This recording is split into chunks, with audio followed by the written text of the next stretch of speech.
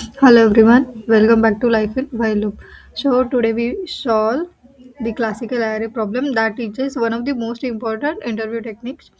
Here is the questions. You must read carefully and understand what is the questions really.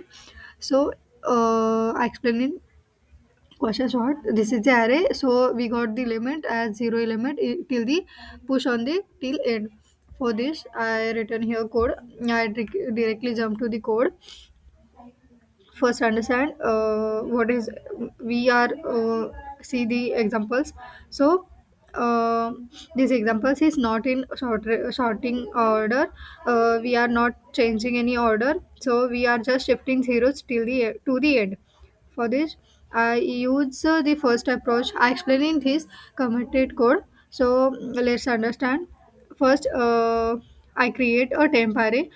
In this temp array, I copy all the zeros elements, fill remaining positions with non-zero, and then copy back to the original array. This is the code. You must understand this code. But here, this is the code is a to take a very long to take very extra spaces, not allow as per problem statement. For the better understanding, I use the next method is two pointer to gives a less complexity, best complexity, and let's do it. Here is the optimal approach. First I find zero. Here the conditions in j is equals to minus 1. Why? Because we are before. Why? Because that before that index everything is already correct. We no need to touch any extra elements. We only start fixing from first zero. Then if what if there is non-zero element? For this I already fit the conditions. If no any element, no any elements is zero, so we exactly found a perfect array. Then move non-zero elements to the forward. For this condition I use the swapping method.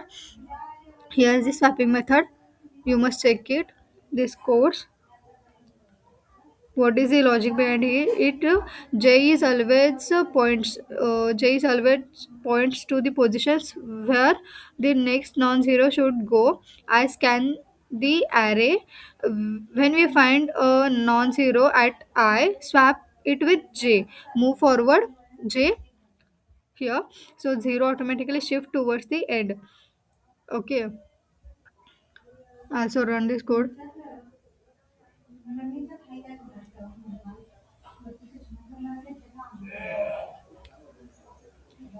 We get the final answer.